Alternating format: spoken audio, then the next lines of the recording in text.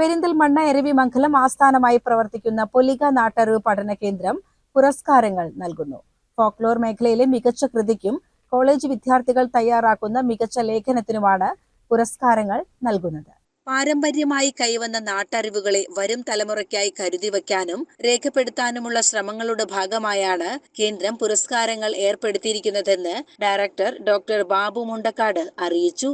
മികച്ച കൃതിയായി തിരഞ്ഞെടുക്കപ്പെടുന്നതിന് 10,000 രൂപയും പ്രശസ്തി പത്രവുമാണ് പുരസ്കാരം. 2025 പുറത്തിറങ്ങിയ ശ്രദ്ധേയമായ പുസ്തകങ്ങളെയാണ് ഈ വിഭാഗത്തിലേക്ക് പരിഗണിക്കുന്നത്.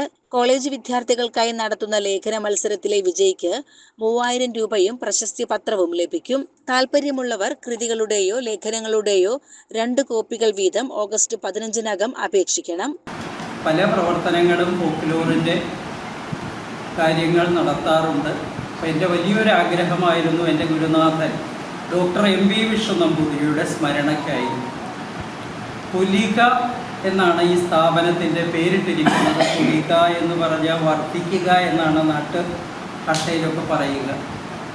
പൊലിക എന്ന പേരിൽ ഒരു അവാർഡ് കൊടുക്കണമെന്ന് നിശ്ചയിച്ചു. 2025 ഏറ്റവും മികച്ച ഫോക്ലോർ പഠന ഗ്രന്ഥത്തിനാണ് ഈ അവാർഡ് കൊടുക്കുന്നത്. അതോടൊപ്പം ഈ ഫോക്ലോർ രംഗം ഇന്ന് വളരെയേറെ വലിയ വിശാലമായ പഠന മേഖലയാണെങ്കിലും പുതിയ ആളുകൾ അധികം താല്പര്യത്തോടെയൊന്നും വരുന്നില്ല. അപ്പോൾ പല കോളേജുകളും ഈ വിഷയം പഠിപ്പിക്കുന്നുണ്ട്.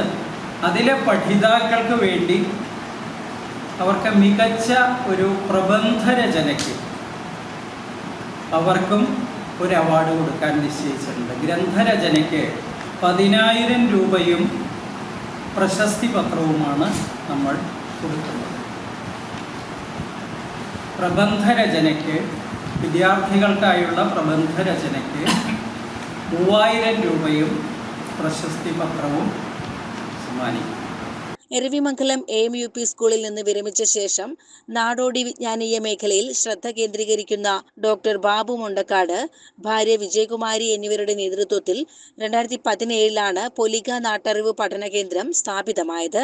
പരമ്പരാഗത അറിവുകൾ, വിശ്വാസങ്ങൾ, കലകൾ, പാട്ടുകൾ, കഥകൾ എന്നിവ പഠനവിധേയമാക്കുന്നതിനൊപ്പം വിവിധ ഫോക്ലോർ